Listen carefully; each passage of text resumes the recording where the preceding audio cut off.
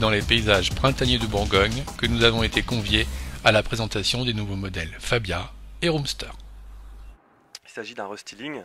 Donc, qui dit restyling dit d'abord des changements esthétiques à l'extérieur, avec sur la Skoda Fabia toute la partie avant qui est totalement refondue avec des nouveaux phares, une nouvelle calandre, un nouveau bouclier, implantation plus basse du capot pour améliorer l'aérodynamique, et donc avec toutes ces nouvelles pièces de carrosserie. À l'intérieur, restyling également, on va changer tout ce qui peut s'enlever et s'interchanger, c'est-à-dire tout ce qui est commande de climatisation, les postes autoradio plus modernes avec des nouvelles fonctions MP3, lecteur carte SD, des nouveaux GPS intégrés également.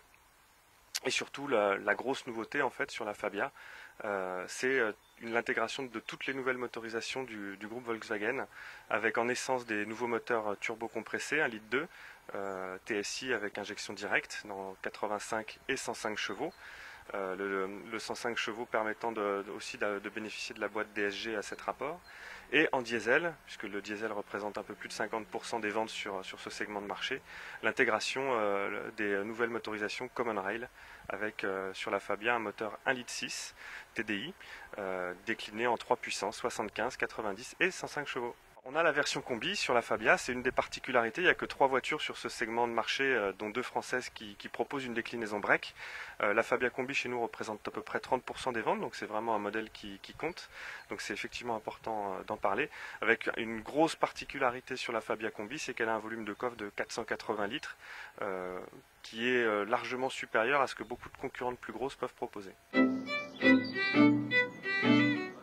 On a en fait l'intégration de nouvelles motorisations permet effectivement, là c'est un peu technique, mais de les implanter un petit peu plus bas dans les berceaux du train avant, et c'est ce qui nous a permis d'abaisser déjà le centre de gravité du moteur, et en plus d'abaisser un petit peu le capot pour améliorer l'aérodynamique. On gagne aussi, c'est tout bête, mais en émissions de CO2 aujourd'hui ça compte, et sur les nouvelles motorisations TDI par exemple, on en est seulement à 109 grammes de CO2.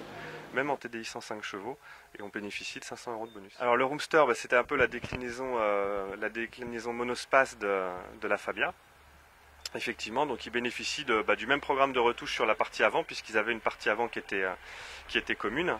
Et le Roomster, lui, va continuer à se distinguer, ce qui faisait déjà sa force, avec une modularité proche des grands monospaces du segment supérieur, avec des sièges indépendants qui coulissent, qui s'enlèvent, etc. La Fabia débute en tarif à 13 000 €, c'est la voiture que se trouve juste derrière moi, rouge, avec à 13 000 €, on a un moteur 1,2 litre 70 chevaux, et on a déjà de série à ce prix-là, la climatisation, un autoradio CD, MP3, un régulateur de vitesse, une voiture déjà très équipée. Pour vous donner un ordre d'idée, on est à peu près 500 € moins cher que nos concurrentes. Ça peut paraître presque peu, mais 500 € plus cher, nos concurrentes, il faut encore mettre 1 000 € d'options pour avoir la clim. Le Roomster, on démarre à 15 500 €, avec un moteur 1,2 litre TSI 85 chevaux essence. Et là aussi, un véhicule avec cette modularité à ce prix-là, c'est unique sur le marché.